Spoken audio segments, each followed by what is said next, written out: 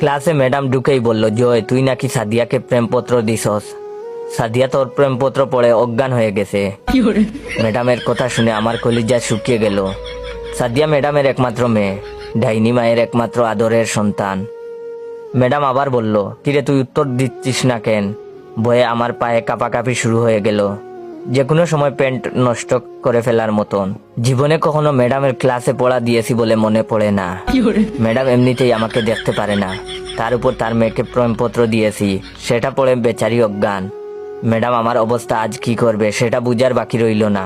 মনে মনে বিপদের দোয়া পড়ছি আর নিজের বুকে ফু দিচ্ছি, আল্লাহ এবারের মতন আমাকে বাঁচাও। এরপর থেকে সাদিয়াকে নিজের বোনের চোখে দেখবো। ম্যাডাম আস্তে আস্তে এগিয়ে এলো আমার দিকে। ক্লাসের সবাই সার্কাস দেখার অপেক্ষায় আমার দিকে তাকিয়ে আছে। ম্যাডাম আমার কাছে এসে চিঠিটা আমার হাতে দিয়ে বলল, পড়ে শোনা। ম্যাডামের কথা শুনে এবার গলা পর্যন্ত শুকিয়ে কাঠ। আমি লজ্জায় নিচের দিকে তাকিয়ে আছি। ম্যাডাম তার ডাইনি কণ্ঠে চিৎকার করে উঠে বলল, এক্ষণ পড়ে শোনা বলছি। আমি চিঠি হাতে নিয়ে পড়া শুরু করলাম। কলিজার সাদিয়া, কেমন আছো তুমি?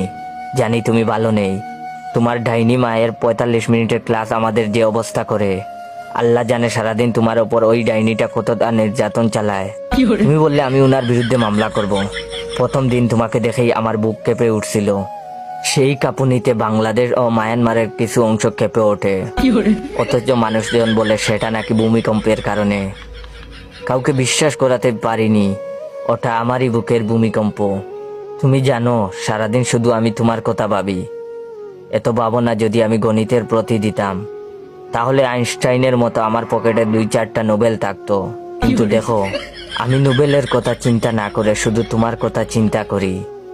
কিন্তু তোমার ডাইনি মায়ের জন্য চিন্তাটাও ঠিক মতো করতে পারি না। হঠাৎ করে তোমার মা আমার চিন্তার মধ্যে এসে আমাকে লাঠি পেটা করে আর বলে, ওই তুই আমার মেয়েকে নিয়ে চিন্তা করিস কেন? সেই দিন স্বপ্নে দেখি তোমাকে নিয়ে ছাদে যাচ্ছি হানিমুন করতে। রকেটে আমি আর তুমি লুকোচুরি খেলছি। এর মধ্যে কোথা থেকে যেন তোমার মা এসে রকেটের ইঞ্জিন বন্ধ করে দিয়ে বলে, এবার খেলা হবে। বিশ্বাস করো সাদিয়া, তোমার কথা মনে হইলেই এই হৃদয়ের মধ্যে এনার্জি বাল্ব জ্বলে উঠে। তুমি আবার ভেবো না আমি 300 টাকার এনার্জি বাল্ব 100 টাকায় কিনেছি শুধুমাত্র কোম্পানি প্রচারের জন্য।